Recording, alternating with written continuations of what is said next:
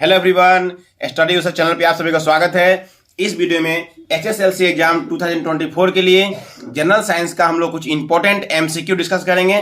तो चलिए वीडियो को स्टार्ट करते हैं। देखिए, which of the following are reaction of thermite reaction. तो देखिए, Fe2O3 plus aluminium becomes Al2O3 plus Fe, इसी को बोलते हैं हम लोग thermite reaction.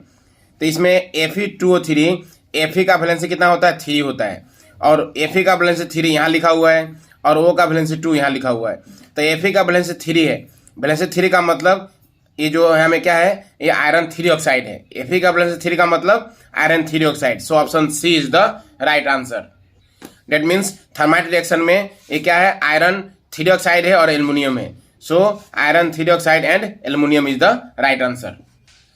Next, pure iron is very soft, what is mixed with it to make it harder. तो इसमें आयरन में 0.05% कार्बन मिक्स किया जाता है इसको हार्ड बनाने के लिए। देखिए next, in case of reactivity series which of the following is correct. तो देखिए, रिएक्टिविटी सीरीज में ये जो दिया हुआ है मैग्नीशियम, एल्युमिनियम, जिंक और आयरन, इसमें आयरन से मोर रिएक्टिव जिंक होता है और जिंक से मोर रिएक्टिव एल्युमिनियम होता है, एल्युमिनियम से मोर रिएक्टिव मैग्नीशियम होता है। So option A is the right answer. Next, when ferrous sulphate is heated, ferrous sulphate को अगर हीट करेंगे FeSO4 को जब हीट करेंगे, ठीक है, तो क्या होगा, ये डिकम्पोजिशन रिएक्शन होगा। Option B is the right answer. तो इसमें आयरन 3 ऑक्साइड बनेगा, सल्फर डाइऑक्साइड बनेगा और सल्फर ट्राइऑक्साइड बनेगा। नेक्स्ट क्या है, देखिए, choose the correct statement, correct बताना है। In nature all metals occur in free state, all metals free state में होता है नेचर, ये गलत है, ये क्या है, फॉल्स है। ठीक है, नेक्स्ट देखिए, यहाँ क्या बोला है, in nature all metals occur in combined form, ये भी गलत है। ऑल मेटल्स कंबाइंड भी नहीं होता है, ऑल मेटल फ्री भी नहीं होता है। The metal is at bottom of reactivity series are most reactive, more reactive, ये भी रॉन्ग है, क्योंकि बॉटम का मतलब होगा नीचे, नीचे में मोर रिएक्टिव नहीं होता है, टॉप में होता है मोर रिएक्टिव। अगर टॉप होता ना तो राइट होता। The metal at bottom of reactivity series is less reactive, हाँ, जो बॉटम में होता है, जो नीचे होता है, वो क्या होता है, लेस रिएक्टिव होता है। So option D is the right answer. Number 9 number question क्या दिया हुआ है, carbon is only element that can form large number of compound. बिल्कुल ट्रू, ये सही है, क्योंकि कार्बन जो है large number of compound form करता है। दूसरा रीजन दिया हुआ है, carbon is tetravalent and shows the property of catenation. हाँ, कार्बन में टेट्रावेलेंट प्रॉपर्टी होता है और कैटेनेशन प्रॉपर्टी होता है, तो इसी 2 प्रॉपर्टी के कारण लार्ज नंबर ऑफ कंपाउंड बनाता है। इसका मतलब एसर्शन भी ट्रू है, रीजन भी ट्रू है, और रीजन जो है करेक्ट एक्सप्लेनेशन है। तो इसका राइट आंसर क्या हो जाएगा, option A. Option A is the right answer, कि दोनों ट्रू है and reason is the correct explanation of A. Next 10 number देखिए, 10 नंबर क्या बोला है, diamond and graphite are allotropes of carbon. सही है, डायमंड और ग्रेफाइट कार्बन का एलोट्रोप्स है। नंबर रीजन क्या बोला है, physical property of diamond and graphite is completely different but chemical property is same. हाँ ठीक है, एलोट्रोप्स का एक गुण ही होता है। एलोट्रोप्स में क्या होता है, एक एलिमेंट का अलग अलग एटॉम जो फिजिकल प्रॉपर्टी क्या हो, डिफरेंट हो। ठीक है, फिजिकल प्रॉपर्टी क्या हो, डिफरेंट हो, और केमिकल प्रॉपर्टी क्या हो, सेम हो, उसी को बोलते हैं एलोट्रोप्स। तो ठीक है, एसर्शन भी राइट है और रीजन भी क्या है, राइट है। नेक्स्ट 11 नंबर क्या बोला है, देखिए, carbon monoxide is extremely poisonous. सही है, कार्बन मोनोऑक्साइड क्या होता है, पॉइजनस होता है। Carbon monoxide is formed by complete combustion of carbon, ये गलत है, क्योंकि जब कंप्लीट कॉम्बशन हो जाएगा तो कार्बन मोनोऑक्साइड फॉर्म नहीं होगा। कार्बन मोनोऑक्साइड कब फॉर्म होता है, जब कंप्लीट कॉम्बशन नहीं होता है, जब कंप्लीट नहीं होता है तब कार्बन मोनोऑक्साइड फॉर्म होता है। इसलिए क्या हो गया आंसर, इसका आंसर हो जाएगा ऑप्शन सी। ऑप्शन सी का मतलब A is true but reason is false. देखिए नेक्स्ट क्या बोला है क्वेश्चन में, एसर्शन बोला है, in alkanes, alkenes, alkynes the valency of carbon is always 4। ठीक है, कार्बन का वैलेंसी हमेशा 4 होता है, कार्बन का वैलेंसी हमेशा क्या होता है, 4 होता है, इससे ये राइट है। रीजन में क्या दिया हुआ है, all hydrocarbons except alkenes contain double bond, ये गलत है, क्योंकि एल्केन्स को छोड़ के बाकी सब में डबल बॉन्ड नहीं होता है, किसी में डबल भी होता है तो किसी में ट्रिपल बॉन्ड भी होता है। ठीक है, एल्केन में सिंगल बॉन्ड होता है, तो एल्केन को छोड़ के बाकी किसी में एल्कीन में डबल बॉन्ड होता है, एल्काइन में ट्रिपल बॉन्ड होता है, इसलिए ये गलत है। तो इसका आंसर हो जाएगा ऑप्शन सी। ऑप्शन सी में क्या था, A is right but R is false, A is true but R is false. Next question देखिए, which of the following Dobereiner's triad contain elements in increasing atomic masses. इसमें बताना है कि डोब्राइनर्स का कौन सा इसमें ट्रायड है जो इंक्रीजिंग एटॉमिक मास पे है। तो देखिए डोब्राइनर्स का 3 ट्रायड है, lithium, sodium, potassium, calcium, strontium, barium, chlorine, bromine, iodine. तो यहाँ में क्लोरीन उससे ज़्यादा, ब्रोमीन उससे ज़्यादा, आयोडीन। तो जो ऑप्शन में है वो क्लोरीन, ब्रोमीन, आयोडीन सही दिया है, बाकी इसको आगे पीछे कर दिया है, इसको भी आगे पीछे कर दिया है।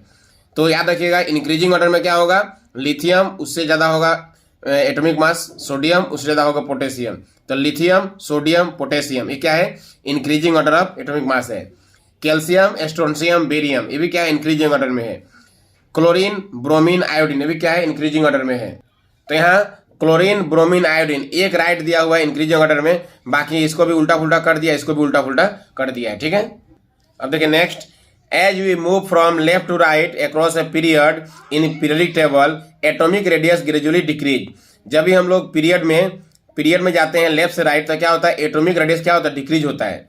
क्यों, due to the nuclear charge increase, क्योंकि जब हम लोग लेफ्ट से राइट जाते हैं तो न्यूक्लियर चार्ज क्या होता है, बढ़ता है, ठीक है। तो जब न्यूक्लियर चार्ज बढ़ता है तो एटॉमिक रेडियस क्या होगा, डिक्रीज होगा। देखिए 15 नंबर क्या बोला है, few drops of iodine added in rice water. देखिए राइस वाटर में अगर हम लोग फ्यू ड्रॉप्स आयोडीन डालेंगे तो क्या हो जाएगा, उसका कलर क्या हो जाएगा, ब्लू ब्लैक कलर हो जाएगा। यह क्या होता है, स्टार्च का टेस्ट होता है, ठीक है। This indicates that rice water contain starch. Rice water में अगर स्टार्च रहेगा तो क्या होगा, आयोडीन का कुछ ड्रॉप डालेंगे राइस वाटर में तो क्या हो जाएगा, वो ब्लू ब्लैक हो जाएगा कलर में। इसका मतलब क्या है, उसमें राइस वाटर में स्टार्च है। Next, which of the following is correct in case of anaerobic respiration. तो देखिए एनारोबिक रेस्पिरेशन, एक होता है एरोबिक जिसमें ऑक्सीजन के प्रेजेंस में होता है, और दूसरा है एनारोबिक। एनारोबिक क्या होता है, ऑक्सीजन के ऑब्सेंस में होता है, ठीक है। तो एनारोबिक इन ईस्ट सेल में जब होगा तो इसमें ऑक्सीजन इज नॉट प्रेजेंट, बिल्कुल सही, क्योंकि एनारोबिक में ऑक्सीजन प्रेजेंट नहीं होता है। दूसरा CO2 इज प्रोड्यूस, ठीक है, इसमें एनारोबिक में CO2 भी प्रोड्यूस होता है। तीसरा एनर्जी इज प्रोड्यूस, ये भी सही है, एनर्जी प्रोड्यूस होता है। लैक्टिक एसिड इज प्रोड्यूस, यह गलत है, लैक्टिक एसिड प्रोड्यूस नहीं होता है।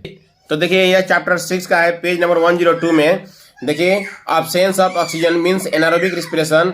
देखिए ईस्ट में जब एनारोबिक रेस्पिरेशन होता है तो क्या होता है, अब्सेंस ऑफ ऑक्सीजन, और उसमें इथेनॉल बनता है, कार्बन डाइऑक्साइड बनता है, और क्या बनता है, एनर्जी बनता है, ठीक है। लेकिन लैक्टिक एसिड नहीं बनता इसमें। लैक्टिक एसिड कहाँ बनता है, आपका मसल सेल होने से लैक्टिक एसिड बनता है। लेकिन क्वेश्चन में ईस्ट बोला है तो ईस्ट में क्या होगा, कार्बन डाइऑक्साइड ट्रू होगा, एनर्जी भी ट्रू होगा, और अब्सेंस ऑफ ऑक्सीजन भी क्या होगा, ट्रू होगा।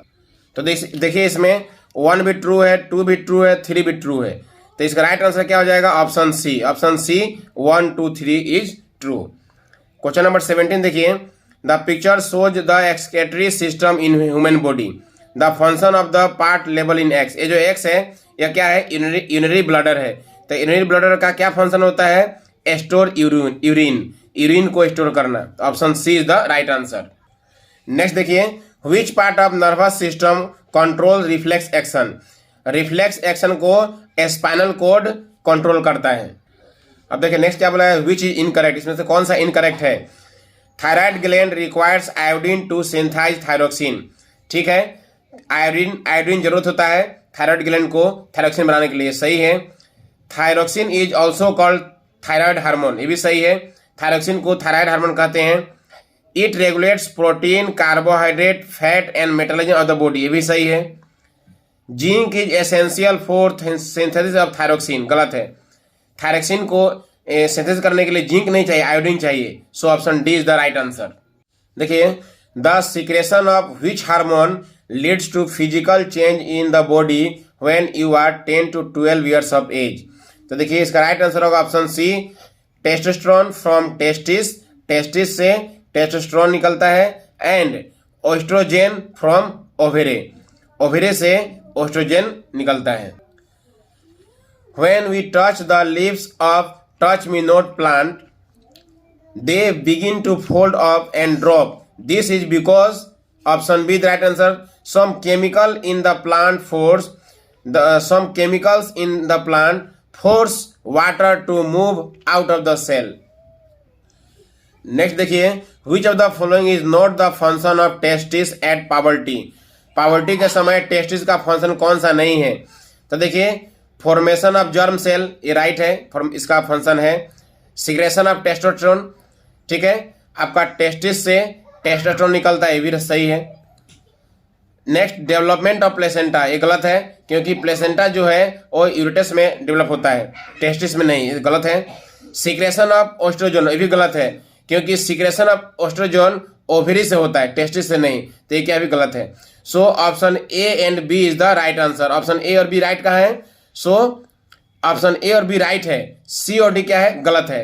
तो बोला है कि नोट द फंक्शन, कौन सा फंक्शन नहीं है? तो सी और डी जो है फंक्शन नहीं है, so option C is the right answer.